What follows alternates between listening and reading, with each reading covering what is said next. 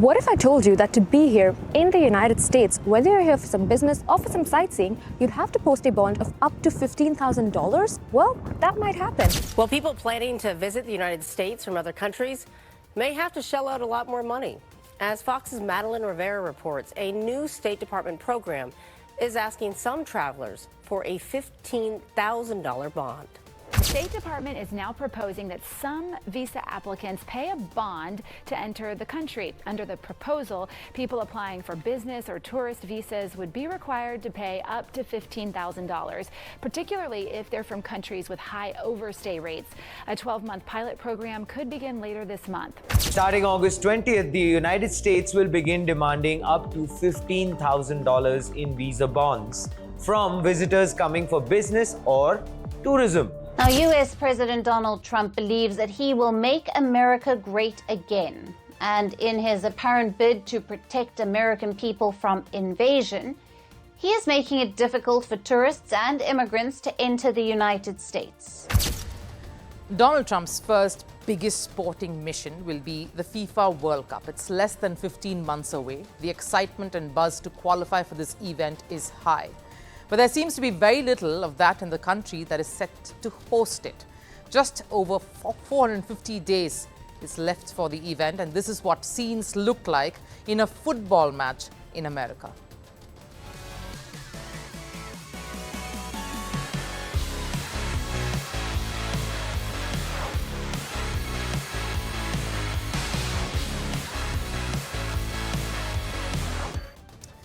Now, this was not just any football game. The visuals are from America's CONCACAF Nations League matches against Panama and Canada in California, matches that USA lost. But that's not the biggest worry.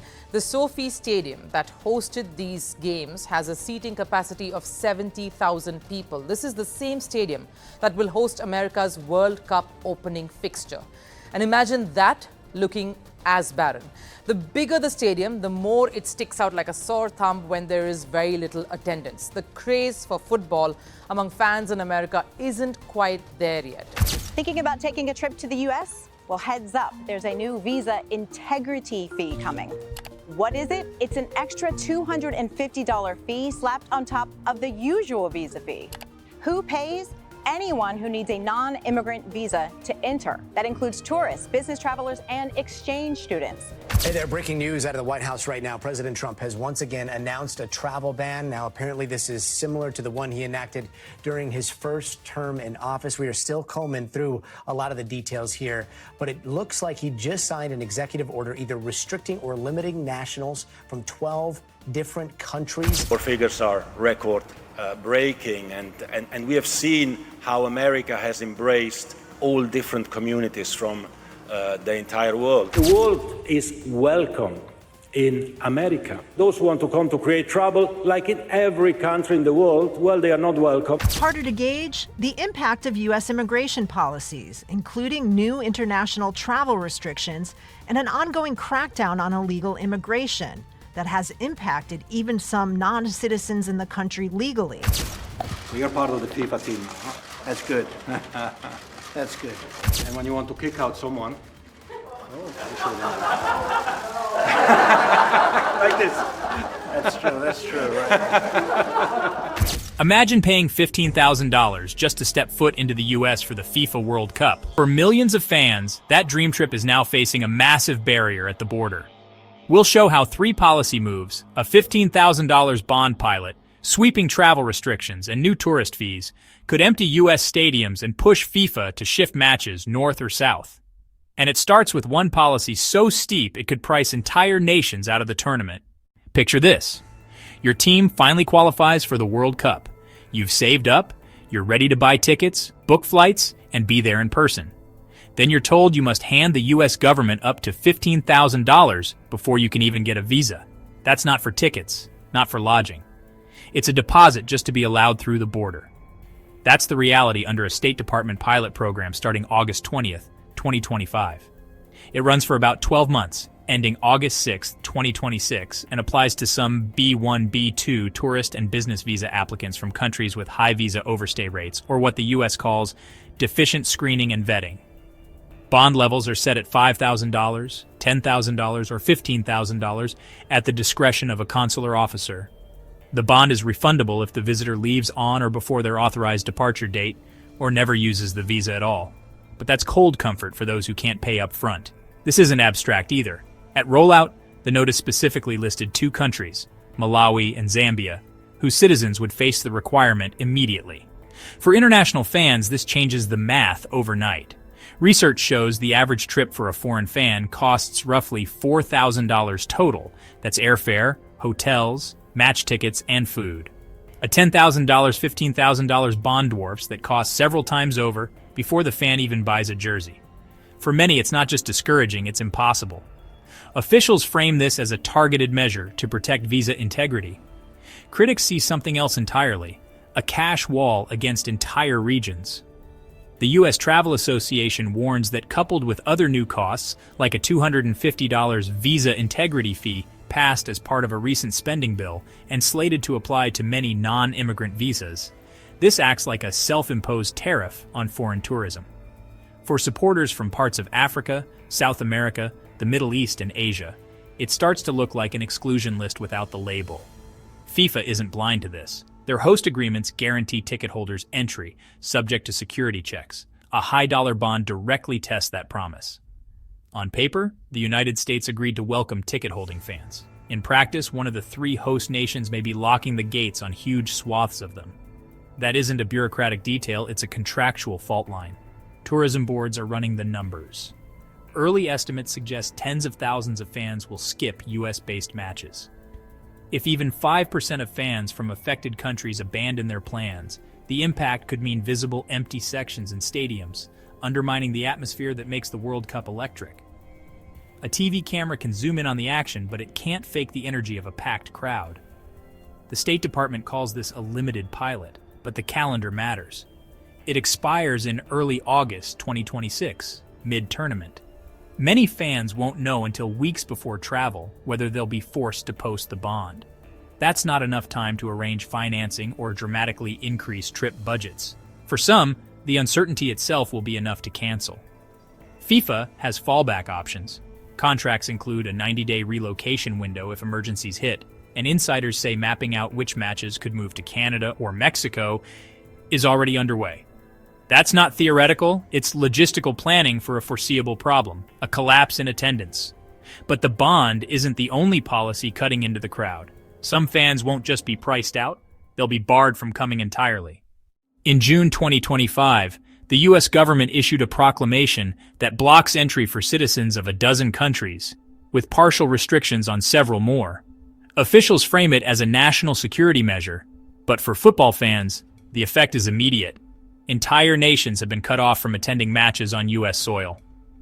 Athletes and official staff are exempted under the proclamation, but ordinary ticket-holding fans are not, and that's where the impact is most visible.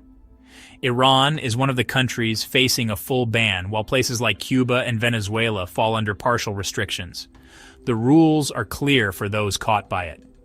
Even if you've already paid for tickets, booked a hotel, and arranged your flights, you may find the border closed before you ever leave home. Many fans report there is no practical remedy when denied under the proclamation, and refunds or rescheduling can be slow or uncertain. Visa wait times compound this. In countries not on the banned list but with overburdened U.S. consulates, such as Egypt, Nigeria, and Kenya, average waits for an interview slot have reached 300 days or more. For families who had already committed to the trip, the fallout is blunt. One Algerian family bought group stage tickets and planned a full itinerary around following their team.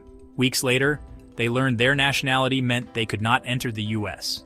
They had no quick fix, just months of preparation gone, with no certainty about getting their money back. FIFA's hosting contracts require that all ticket holders have a reasonable ability to enter the host country, subject to security checks. Broad, policy-driven restrictions like this undermine that obligation. Internal FIFA contingency modeling reportedly includes plans to shift matches away from U.S. venues if access can't be guaranteed, a step they've taken in the past when host cities or stadiums faced emergencies. The difference here isn't infrastructure, it's who is allowed through the gate. There's precedent for how this plays out. At the 2021 FIBA Basketball World Cup qualifiers in Europe, large blocks of seats went empty after visas were denied to traveling fan groups. In the 2017 IAAF World Championships, Moroccan and Kenyan supporters reported that over 40% of their members couldn't secure visas on time, leaving obvious visual gaps on global broadcasts. Sponsors' notices, broadcasters' notices, and the atmosphere suffer. The same pattern is emerging now. Organized fan groups in West Africa, parts of the Middle East, and Southeast Asia are already canceling plans and redirecting to matches in Mexico, where there are no such restrictions and visa processing is comparatively fast. Diplomatically, the damage is real. Nigeria's Football Federation, along with those from Iran and Venezuela, has formally requested that FIFA move their matches to Canada or Mexico. While relocating a World Cup fixture is rare and politically sensitive, federations see it as a way to preserve the presence of their supporters. Economically, the U.S. faces the loss of hundreds of millions in tourism revenue if these fans stay away. Stadiums may be physically ready, but empty or half-full sections change the entire climate of the event. The ripple effects touch sponsors as well.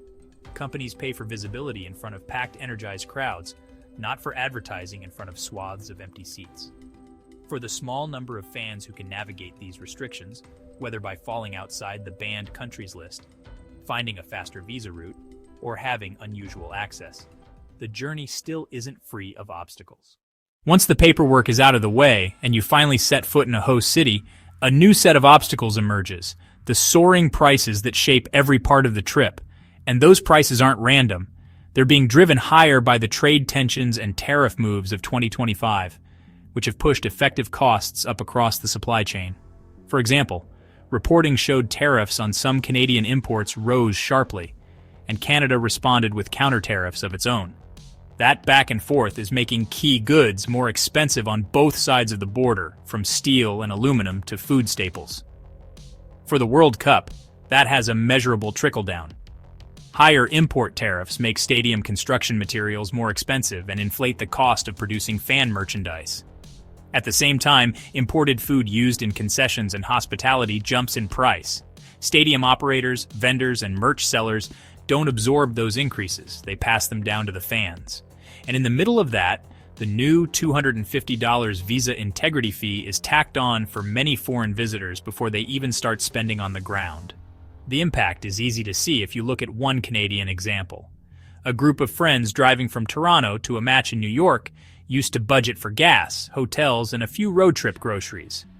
Now tariffs have nudged up the price of everyday items they'd buy before crossing over. Appliances like travel coolers cost more as laundry and dish equipment prices jumped, and groceries have crept up too. In Canadian stores, fruit juice prices are up over 7%, canned soups around 8%, and classic items like ketchup and peanut butter carry visible tariff tags.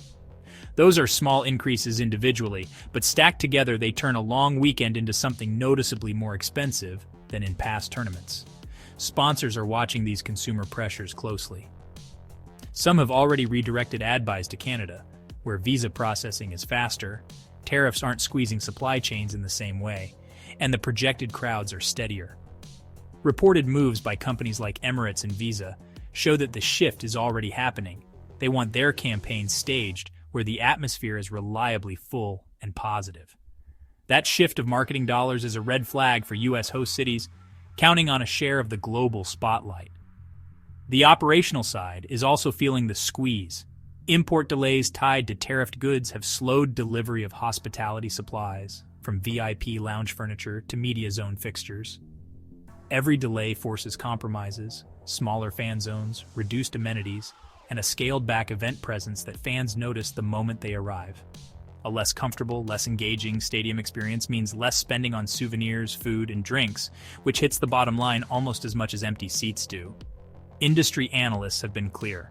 Pile high visa fees and long processing times on top of sharply higher costs for travel and on-site purchases, and you start losing visitors. The U.S. Travel Association projects a rare decline in visitor spending for 2025, the only drop among 184 major destinations. They estimate billions lost, while some financial media suggest the real gap could be twice as high. In a World Cup context, FIFA's revenue models warn of up to a 20% hit to U.S. matchday income, and that's before considering the long-term brand damage if fans decide not to bother next time. The equation is straightforward. Every additional fee or tariff pushes the price of attending higher, and every increase in cost chips away at demand. And the more that combination drives fans away from U.S. venues, the more it opens the door for other hosts to seize the moment. While U.S. venues face mounting barriers, Canada and Mexico are positioning themselves as the most reliable stage for global fans in 2026. No $15,000 bonds, no sweeping entry bans, no demands to apply a year in advance. Just clear rules, working infrastructure, and an open approach that aligns with FIFA's promises on access. Early sponsor moves are already signaling confidence, with Emirates shifting $15 million in ad buys to Canadian stadiums and Visa redirecting activations toward Toronto and Vancouver. Canada's visa processing timelines are typically much faster than the long waits reported at some U.S. consulates, and Toronto Pearson plus Vancouver SkyTrain are being readied for the influx. The numbers reflect why they're pushing for a bigger role. From only 13 scheduled matches, Canada projects $3.8 billion in national economic output, supporting about 24,000 jobs. That's before counting the boost if additional games are reassigned north. Mexico offers a different kind of strength, history, capacity, and atmosphere. Estadio Azteca has twice hosted the final. Monterrey's Estadio BBVA and Guadalajara's Estadio Akron meet FIFA's capacity standards with room to spare, and Mexico's club football crowds routinely sell out. For most traveling fans, the visa process is straightforward, and match tickets stand a better chance of finding their way into the hands of actual supporters instead of being wasted on those shut out at the border. FIFA can act if needed. A 90-day relocation clause in the host agreement allows matches to be reassigned when a host can't secure reasonable access for ticket holders. That's no longer hypothetical. Federations from Iran, Algeria, and Venezuela have already asked FIFA to shift their games to Canada or Mexico so their supporters can actually attend. This is no longer just a backup plan filed under emergency. It's a live option for protecting the integrity, energy, and global reach of the tournament. If fans can fill stadiums in Vancouver, Toronto, Guadalajara, or Mexico City without facing prohibitive costs or exclusions, those cities become obvious choices.